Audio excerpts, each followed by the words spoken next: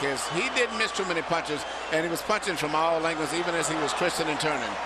The mark of an experienced fighter. A straight right hand, and then the uppercut produced that first knockdown. The second knockdown is really almost a formality on a brilliant right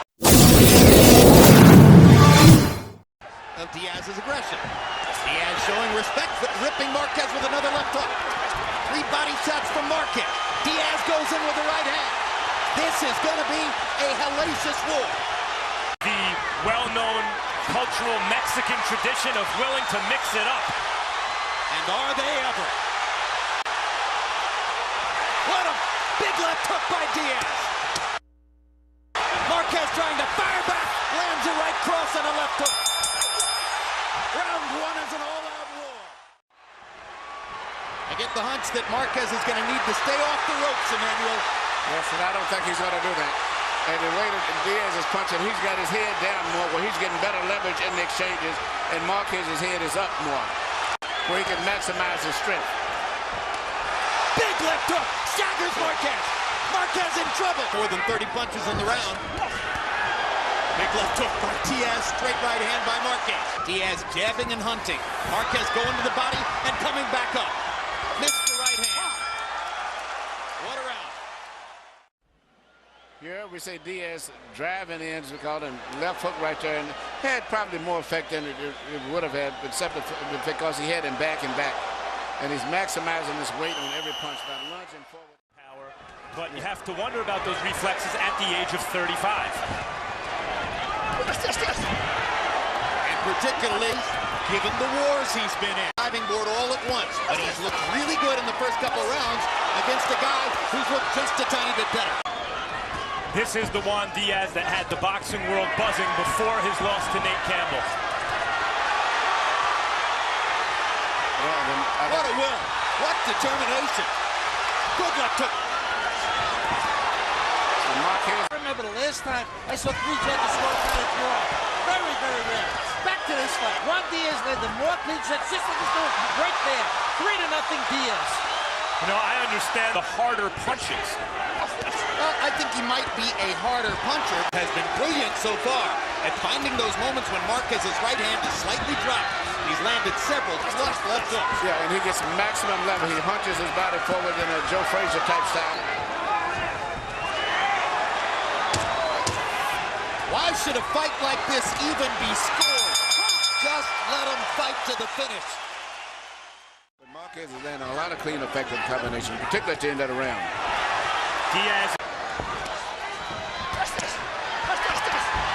again, imposing his will against Marquez on the ropes. Now Marquez will look to land a 3 or 4 punch combination, and he nails Diaz with 2 uppercuts in a row. Whoever throws more body punches may ultimately be the winner in the fight.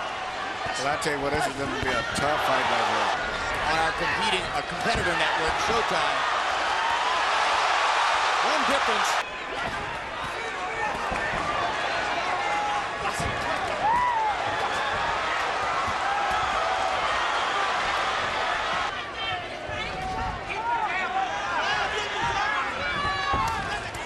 Uppercut, uppercut, uppercut. How many times do you see that? Left hook, back into the ropes. All-out war.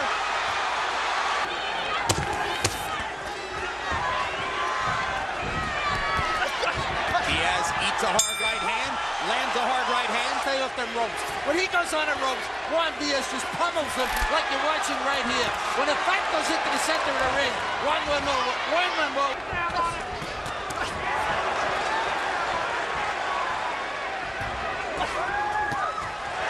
Straight right hand. Left hook, body shot, left hook to the body, all by Juan Diaz. 2 straight right hands by Marquez. 2 more big left hooks by Diaz. Drives Marquez back against the ropes.